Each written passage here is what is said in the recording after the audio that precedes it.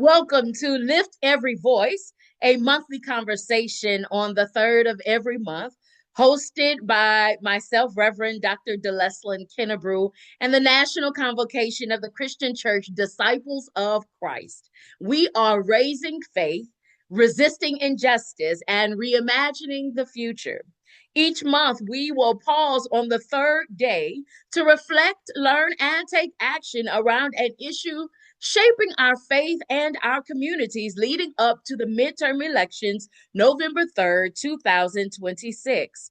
Today, we are focusing on civic engagement as a faithful response. Again, I'm Reverend Dr. Deleslin Kennebrew, and I will be joined today by Alderwoman Deanna Richardson Mingo and Reverend Jarvis Ward, who will help us explore how our faith calls us to respond with courage, compassion, and conviction. Deanna Mingo is a lifelong resident of the village of Folsom, Louisiana. She holds great honor of serving as alderwoman and is actively involved in the St. Tammany Parish school system, where she was recently named Substitute of the Year for both Folsom Junior High and the entire St. Tammany Parish. Her faith is the foundation of her life and is an active member of the Midway Church of Christ Holiness USA, where she serves as Sunday school superintendent. She serves in the Sunday school as well as youth ministry and young adult ministry president of the 9 churches of the 5th district located in Southeast Louisiana, where she was also named President of the Year in 2025. She is blessed to share with her husband, Brian Mingo, and together they are the proud parents of 3 wonderful children, serving God, the community, loving her family, and cherishing her friends isn't just what she does, it is indeed who she is. Our next guest is Reverend Jarvis Williams. He is a proud native of Mississippi and a seasoned servant leader whose ministry spans more than 2 decades of preaching, public service, and prophetic witness. A former senior pastor of Tabernacle Baptist Church in Macon, Mississippi, Reverend Williams shepherded a vibrant congregation with a heart for justice, healing, and transformation.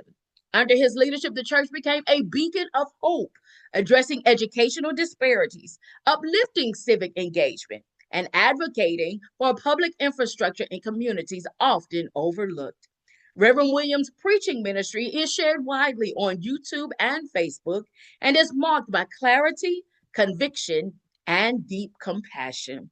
In a recent Sojourners magazine article, Reverend Williams shared how his pastoral calling led him to become a pro-democracy organizer, recognizing that many prayer requests stemmed from policy-driven pain. Today, he serves as the Director for Race and Democracy at the Horizons Project, where he equips faith leaders and civic institutions to integrate equity and justice into their work.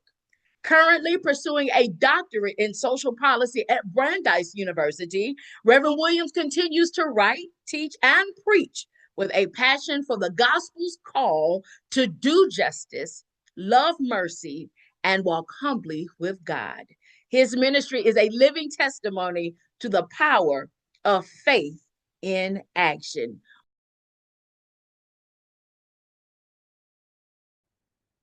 Will you please join me in welcoming our guest for today, Reverend Jarvis Williams and Ms. Deanna Richardson Mingo, who will be sharing today why it is important for us as people of faith to be engaged civically. Thank you so much for being here, Reverend Jarvis and Alderwoman Deanna Mingo. Thank you for having us. I am so glad that you all are here. Thank you for accepting this invitation as we began this year-long journey within the National Convocation as we explore a variety of topics. And today, The purpose of our conversation is really to set the foundation for why people of faith need to even be concerned about the topics that will come forth over this next year as it relates to healthcare, as it relates to voting, as it relates to immigration and other foreign policy, as it relates to education and criminal justice reform. But we Mm. won't get into all of those topics today. But today, it really is a conversation about why we need to be concerned as people of faith, as we lift our own voices in this space. So, thank you so much for being here to help us lay a foundation, to set a foundation for our moving forward in this way. So let me begin by just asking you, generally speaking, how does your faith inform your own action and activity and engagement in your community? How does your faith inform? Why does your faith matter? Um, I'll go first. I think it's all in alignment with serving.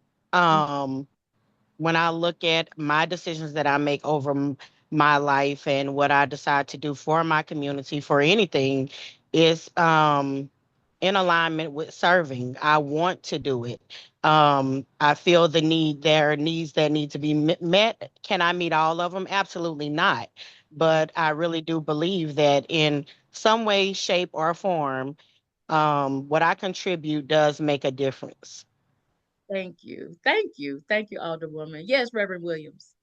Yeah, no, that's I thank you for sharing. Thank you for having us. I think for me, the idea that there is a creator, Mm, God, who is equally concerned about all people gives me the kind of engine to try to ask the question, how does my behavior, how does my engagement with the world show that if the God I'm talking about is a God worth talking about, and that kind of God would be interested in the well-being of everybody.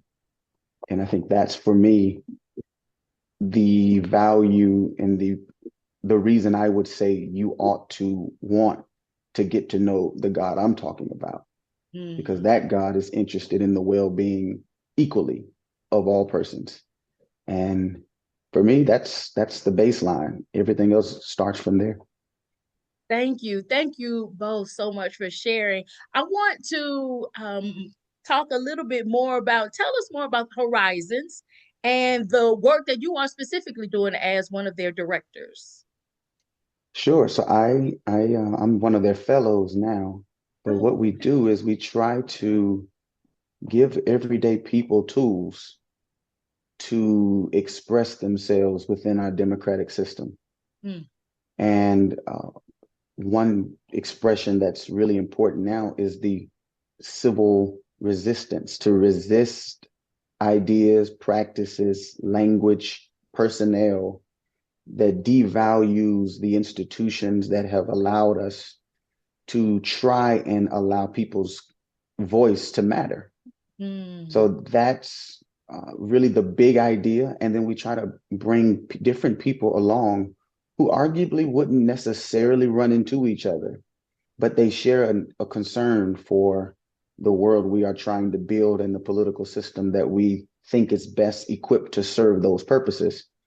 And so we try to use the shared concern and commitment for a better world to then say, how can we bring many different people with many different backgrounds, many different faiths, many different expressions of commitments to join together, to do things together to show that we are aligned on the one value proposition that our political system needs to work a particular way, and we resist the idea of the political system being used to intentionally harm people at scale.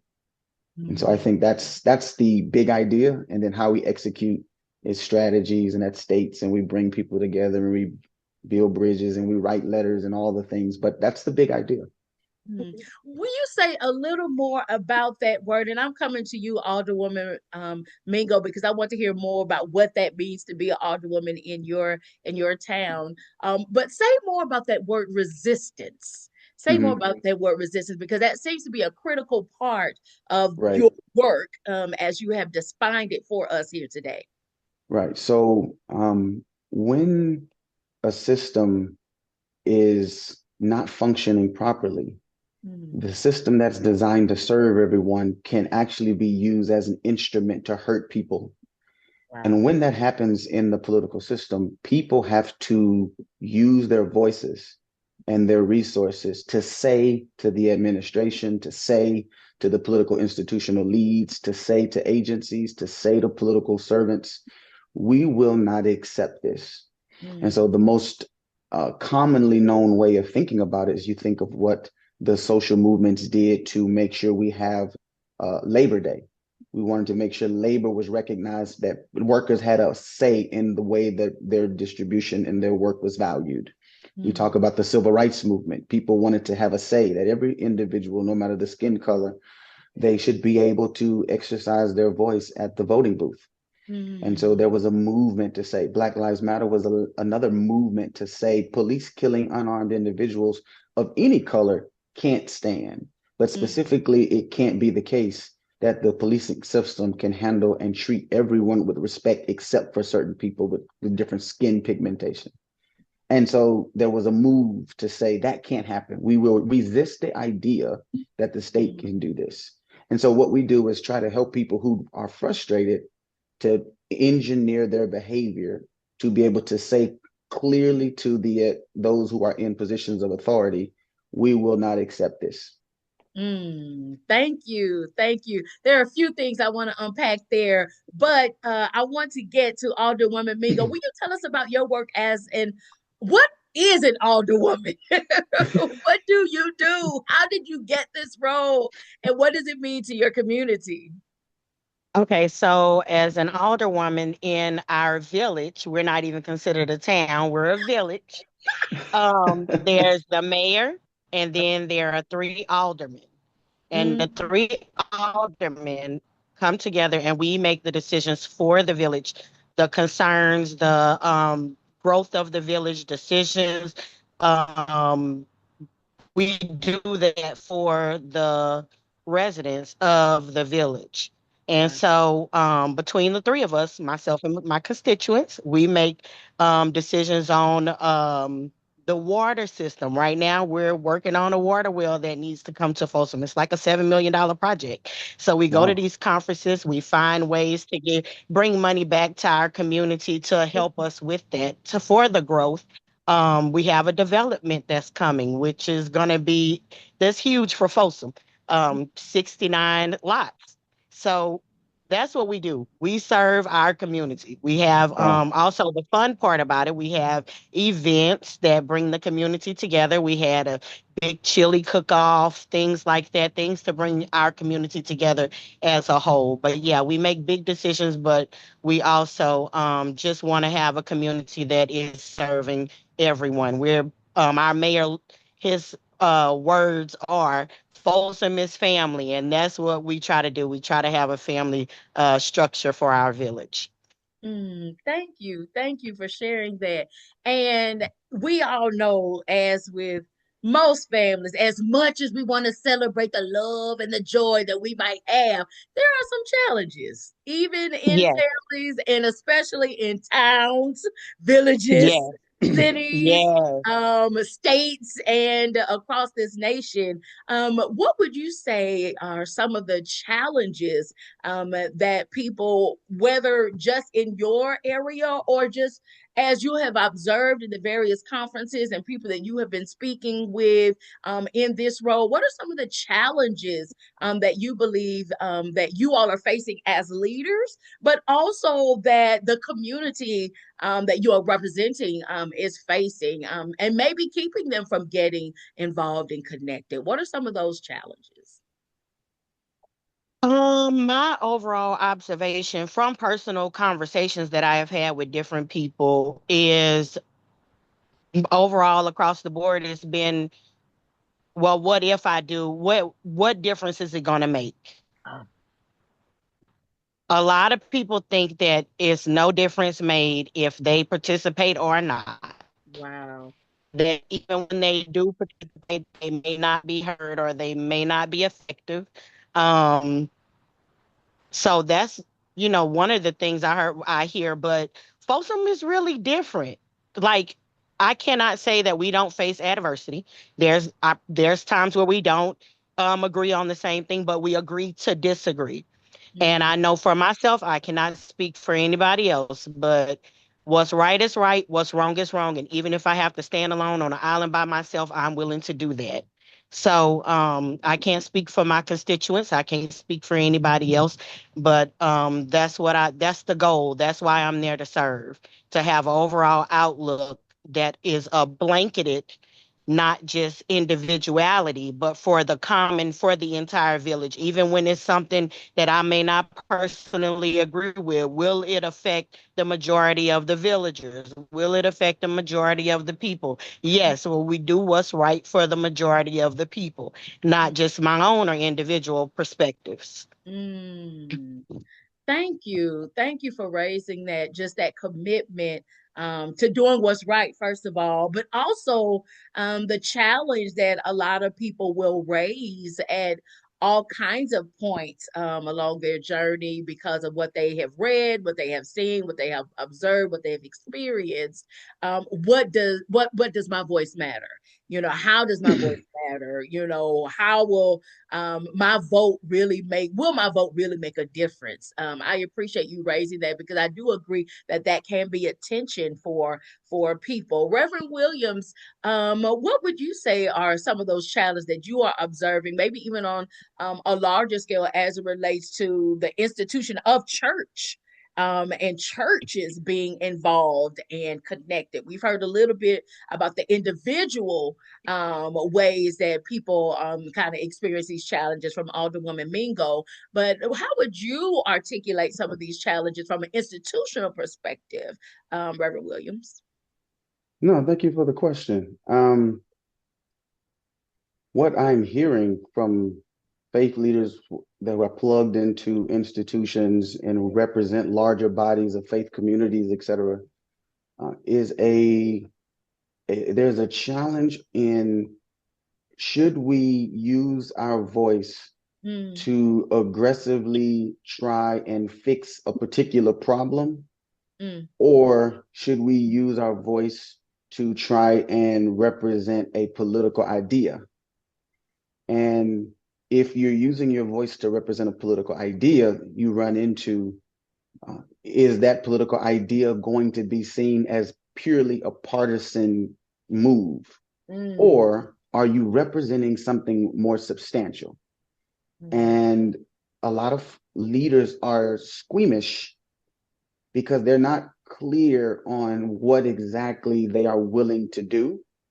And they're mm, not clear on what exactly um, they feel their faith inspires them to do. For an mm. example, in the particular Christian tradition, Yes. there are arguments about whether or not people of faith should be involved in political life. And so you can read passages that would say, you just pray for those who are in leadership. And your job is just to pray for them, not necessarily to provoke them, not to push them. Your job is simply to pray. Well, Mm, there's also evidence to show that that is not only the representation that you see in the scripture, because you have a responsibility to do justice, to love mercy, and to walk humbly. And yes. to do that work then requires you to say something when Mm, someone is being experiencing injustice, to speak for those who can't speak for themselves. So some mm, of this is just a moment to be extremely clear. What does your faith in your best reading of your faith yes. say you ought to do? I Mm, think uh, where this is a moment of both opportunity and, in many ways, exposure, is that so often we have practiced faith with no sacrifice and no consequences. mm, And when you don't have when it doesn't cost you anything to do your faith. It's so easy to just do what's comfortable. Wow. This Wow. context now asks you the question, how much do you believe that if you are willing to pick up that cross Mm. in the Christian faith, that's how they would argue, and follow me, are you really willing to lose a great relationship with an industry because you refuse to support the use of guns to be a political weapon without decent regulation? Mm. Do you lose members when you say that inequality that's so severe, where a small segment of people have the majority of the wealth in the country, throws the overall human proposition that everyone is equally valuable out of whack? And do Mm. you lose funding? Do you lose funding if you say, I refuse to allow someone to weaponize the law, to rip families apart, to do harm, to stop people without due process, and to send them or to do things with them without the legal representation required by our Constitution? When you have to make those judgments, Mm. they may cost you now. And unfortunately, we're seeing a lot of people who have used the rhetoric, but they were not willing to walk with the convictions that they say their God represents. And they're being exposed, and we're being exposed. And so that's the downside to the moment. But there are voices also who say, I will speak, and I'm okay with whatever happens to me, because if my faith be for me, I'm not concerned about who would be against me. And they're doing impactful work. Thank you for that. I appreciate you mentioning prayer and having deep conviction and being guided by scripture. I believe all of those are ways that we discern how we can move forward or even our motivation for moving forward. Will you say a little bit more, Reverend Williams, about um, I know we can use prayer. I know we can use scripture, but how do we gain clarity about about the issue that we should be moving forward on? Like, how do we gain clarity about that? Do we run after everything, or do we focus on one thing? How do we collaborate? Do we connect? Do we partner? Like, how do we gain clarity around the that thing that we need to be lifting our voice? Yeah, that's a great question. This is a moment where those who say they are leading, they've been called to lead in their faith traditions. It's up to them to give a message to those who subscribe to the faith that they profess Mm. about where that faith and what that faith is requiring of them in this moment. Interestingly enough, most faiths have a book or some books that they try to get insight from about what their faith requires, but they also need leaders to articulate where we ought to be going. And in this moment, to your point, uh, it won't be solved by just waiting until a big red light comes and you get your directions from the ecosystem. You have to believe in a conviction that Mm. you have been given an opportunity to lead people down a path that's better for all. Mm. And then you walk that path. And in the Christian tradition, we say you walk it by faith, because you Mm. don't have any guarantees that the direction you're pointing to is the definitively right position. But you do Hmm. believe, based on your best reading of your text, based on the history of your community of faith, and based on your best interpretation of what that faith has been trying to accomplish in the world, you have guidelines that you can follow that will lead you to what I hope, and I say to clergy, the best expression of your faith in this moment. I can't tell you what it is, but your tradition ought to hint at what the best expression of your conviction should be in the moment. Mhm. Thank you. Thank you, Reverend Williams. Alderwoman Mingo, what are some ways that your constituency, that you would advise people within your area, specific area, to learn about what's happening? How can they learn about what's happening and where their voices are needed or where their participation is needed? How can they learn about those things? Well, the first step is showing up. You have to show up Can we say every pause month. right there? Just show You up. have to show up. That's simply it. It's so easy because Yeah. we have consistency. We have our meeting every second Monday of the month at 6 o'clock. That's it. And I can't tell you how many times I get stopped at the grocery store, in the post office, at the coffee shop, everywhere with the complaints and a plethora of let Yeah. me blow this off. And then I say, well, I haven't seen you in a meeting in about 4, 5 years, but it just happened recently. So if you want to know what's going on and you don't want to wait to the outcome, because a lot of the stuff that we decide on is in the works for approximately 3 to 4 months Yeah. before we come to a decision. And Yeah. after the 3 or 4 months, they're here to generalize publicity of the decision, and it's like, oh, I want to say something. I'm like, you should have said something 5 months ago. Too late now. Yeah. So show up. That's it. And we are, and that's consistent. Consistency is key. We may talk about something at one meeting that we do not cover for the next two meetings, and we Mm, may go back, but it's one night out of your whole month. One night for about 30 to 45 minutes that you show up, you hear the old agenda, you hear the new agenda, you hear the plans that are going to come forth that really take about 3 to 4 months before it comes into fruition. So Wow. show up. Wow. Thank you. Thank you. Thank you. And let me ask you this, as a follow-up, as we begin to wrap up.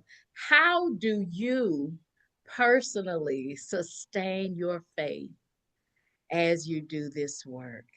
As an advocate in your village, as an alderwoman, as a woman, how do you maintain your faith when confronting people who are not showing up but still have demands?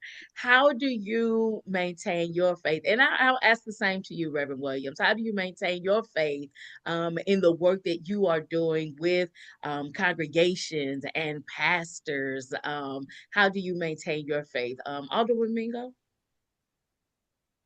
This is so simple. This Okay. is so simple. People are so inclined to talk about God more than they talk to God, more Mm, than they listen to God. Oh, it's so easy to have a conversation to tell, scream from the rooftops that you're saved and this and that. But how often are you talking to? So, my thing is staying connected to the source. That is the first thing I do. Time that God opens my eyes, and I find that when I do not be intentional mm, about studying, about praying, and about really, then that's one thing I always ask God, don't ever take your hands off of me. Do not take your discernment away from me. Do not take your mm, voice away from me. That mm. is something I plead because everything I do in my life that's good or look good, baby, it's all God. So Yeah. that's non-negotiable for me. I mean, I've seen where I've been in a rush. I jump up and I just start my day with a simple little, oh Lord, keep me. Thank you for waking me up and go versus being intentional. I'm very intentional and I know what that looks like when I'm not intentional. When I wake up, I'm studying, I'm praying and I'm asking God, give me discernment even into the little bitty things. Mm, So that's how I maintain my faith and I'm very and Sundays are non-negotiable for me. That's God's day, period. It's God's day and it's my family day. So that's how I also keep that part in alignment in my life too. And it shows if you just going to church to check off on Sunday. You just checking it off. yeah. Deacon such and such seen me here. Pastor saw me. Now let me go ahead. But I really need it Monday through Saturday. It is incorporated in my life. It's a lifestyle. Yeah. Yes. Thank you so much, Alderwoman. Reverend Williams. I love the answer. I love your answer. Oh, Um, I, I'll piggyback. I think we share that if you allow your faith tradition to serve as your moral compass Mm, and you anchor yourself in that tradition and you use that compass and make that compass available to you regularly, it will tell you and it draws your attention to, I would argue, the things that matter. And if you intentionally concentrate on the things that matter, mm, your behavior, your actions in the world will reflect what you have been paying attention to. And so for me, my kind of statement of purpose is that I attempt to bring resources to the weary. And resources could be you trying to get people to invest, so it could be a financial resource. It could be a spiritual resource, a song, a scripture, a sermon, a podcast, and it could be physical. You help someone who's physically needs support, bread for the hungry. You donate to food banks, etc.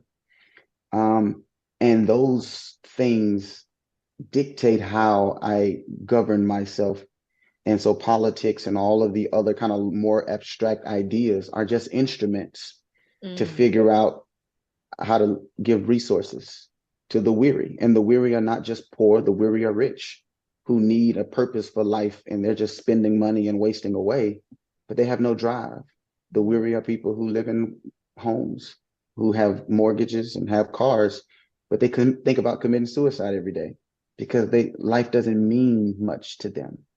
And mm. so Hmm. there's a word for those who are weary. And for me, I attempt using the Christian tradition to try to answer that call. Thank you, thank Yeah. you, thank you, thank you.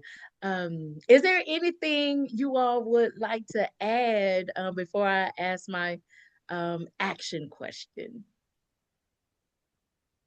Anything that's pressing? I would say this Yeah. for people of faith specifically. Um,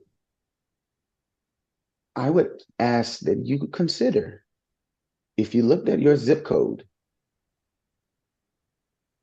what would you be able to do in your zip code that would show the people in your zip code that the faith you subscribe to is worthy of being seen, heard, and is worthy of expression? Mm, mm, And not just come to my faith tradition and listen to our service, but what actions are you doing in that zip code that yes. makes Hmm. that zip code better off? That would be something that I think all faith leaders should constantly consider. Why do they exist? And if they stopped existing, would anybody know? Mm. Now Wow. I that like that. yes, yes, yes. That definitely is um a a reflection that will let you know whether or not how impactful you are in your community. And is I believe one of those action steps. I think you kind of jumped ahead of me there because I think that that is definitely an action step that people can walk away from this conversation, because one of the things that we want to do with Lift Every Voice is not just equip and educate and inform and hopefully inspire in some way. But we also want to encourage you as you move forward from this, Hmm. watching this video or listening to our conversation, to take one step this month. And so I want to ask you all, based on our conversation today, as it specifically relates to why people of faith need to be civically engaged, what is the one action that you would encourage people to take this month what is the one action step that you would encourage individuals or organizations? Reverend Jarvis already mentioned that pastors and church leaders should just look at their zip code and see what work needs to be done in their zip code. But what is that one action that you would encourage people to take this month? Alderwoman Mingo. I first would advise that you find out what groups you have in your community. It Mm, does not even have to be the overall, you're trying to run to the top and do something huge from a mountain. Because if you have children in school, there goes a baby step right there. PTA. Join your local PTO, PTA. Find out the children. If you don't have children and you have next door neighbors, there's the local park that mm, has multiple sports teams, and they're always looking for volunteers. Find out who your leaders are in your community. So this could be just a list. You don't even have to do an action yet. That's this the first thing. Find out what's there, people of faith. Pray where God is sending you to go, because there's plenty, and then show up. Does Find it? out when your meetings are. Show up to your monthly meetings. Yes. Show up to the ballpark. Show Yes. up to the school. We need people of faith in those spaces, and it makes a difference. I volunteer. I this is not volunteer, but I started subbing in the school about 2 years ago, and Wow. I see why teachers stay. Mm, Those children, and that's just probably a whole nother interview. But oh my God, it blesses my soul. Like I Mm, know that I could not um, perform that type of job Monday through Friday. However, my mm, little 1 day a week, I go every 2 to 3 weeks. It's needed. We need substitutes. And me and the children, we end up, I give them their assignment, but we are in a bad state. People are mentally, it's really heavy, not only in our communities, in the schools. So find mm, out what you have going on and right there around your house. Even if you don't want to go that far, take observation of your neighbors. mm. We have neighbors that's suffering. Show up mm. there. So look out for your neighbor, look out for your community. Just show up. If you think your one little thing, your one little you showing up in that one little space don't make a difference, it does. Because I have a student that got saved Wow. because of talk conversations about Christ and a Bible study that was encouraged by them, that I helped support, and she got saved, came into the knowledge of Christ. So just show up. Just show up. Just show up. I believe that. Thank you, Alderwoman Mingo. Reverend Williams. Yeah, I love to show up. I think I would say the one thing this month, make sure no one in your zip code doesn't have clean water Mm, and food to eat regularly. With all of the shifts and challenges with the government shutdown, with the supply chain challenges, with the dysfunction in many areas of our institutions, a lot of people might be doing worse off because of the instability. So if you make sure everyone's has water, clean water, and food, you'd be surprised what you could learn about your area just by focusing on those two things. thank you. Thank you. Thank you. Thank you. Thank you, Reverend Williams, for being here with us. Thank you, Alderwoman Mingo, for being here with us on today. We are so grateful to have had you to share your wisdom, knowledge, and experience and offer a challenge to each of us who will be watching Lift Every Voice. So thank you, thank you, thank you so much for being here on today. And thank you to everyone who is watching on today. Thank you, thank you, thank you for joining us as we lift every voice, a monthly conversation on the third of every month, hosted by the National Convocation of the Christian Church Disciples of Christ. We are raising faith, resisting injustice, reimagining the future. I am your host, Reverend Dr. Deleslin Kennebrew.